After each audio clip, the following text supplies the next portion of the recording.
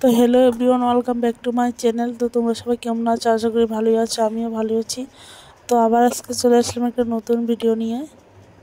ভিডিওতে দেখতে পারছিলে বলছিলাম পুজো, আজকে আমাদের বাড়িতে পুজো। তো আমি সকালে স্নান করে রেডি হয়ে গেছি। তো আমাকে এই শাড়িটা পরে কেমন লাগছে কমেন্টে বলবে, হ্যাঁ।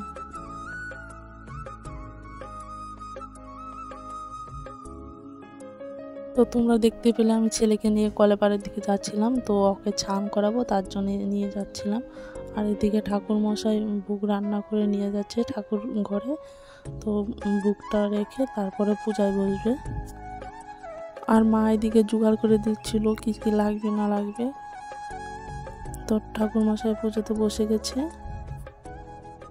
তো ঠাকুর মশাই ঘরটা বসাচ্ছিল, তার জন্য আমের পলব দিয়ে কী করতে লাগে আমি ঠিক করে বলতে পারবো না, তো সেটাই করছিল।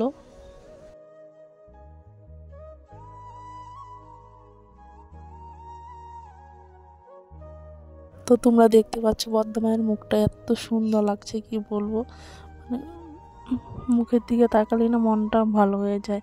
এই ছোটোবেলার থেকে পুজো করে আসি, এখন তো পুজো করতে পারি না, শ্বশুরবাড়িতে নাই ঠাকুর, কিন্তু আমি ছোটোবেলার থেকে বর্ধমানে পুজো করতাম। তো আমার ভীষণ ভালো লাগে পুজো করতে। তো আমাদের মন্দিরটা এটা নতুন বানিয়েছে এবছর, কেমন হয়েছে একটু কমেন্টে বলবে। তো এদিকে পুজো প্রায় হয়ে এসছে।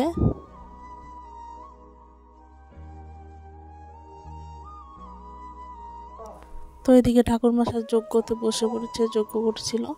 আর যজ্ঞটা হয়ে গেলে তারপর আমরা সব অঞ্জলি দিতে বসবো। তো আমরা সবাই অঞ্জলিতে বসে পড়েছি, অঞ্জলি দিচ্ছিলাম।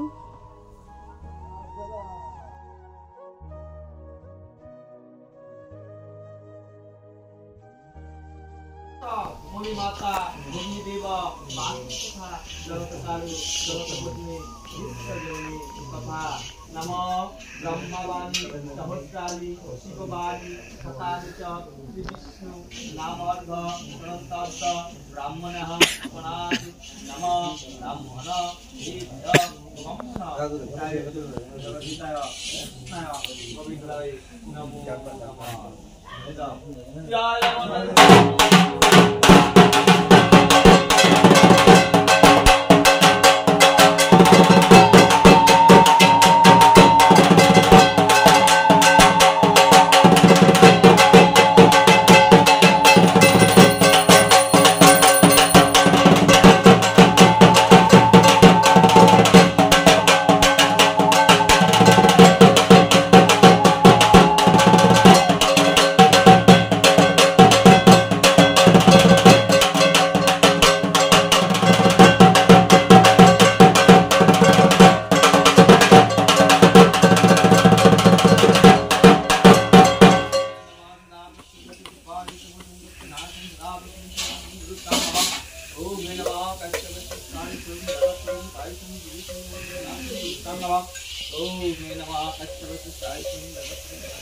তো এদিকে বাবা হচ্ছে কুলাটা নিয়ে যাচ্ছিল, ধান টাকা পয়সা সোনা দানা আছে। তো এটা পুজো করছিল। তো ঠাকুরমশাই বললো এটা 7 দিন পরে তুলতে হবে, ঘরে রেখে দিতে। তো তাই নিয়ে যে ঘরে রেখে দিচ্ছিল। তো তারপরে চলে যাচ্ছেন নদীতে দুধ কলা ভাসাতে।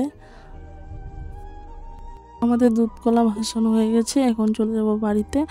তো বাড়িতে গিয়ে পরে প্রসাদ বিতরণ করা হবে।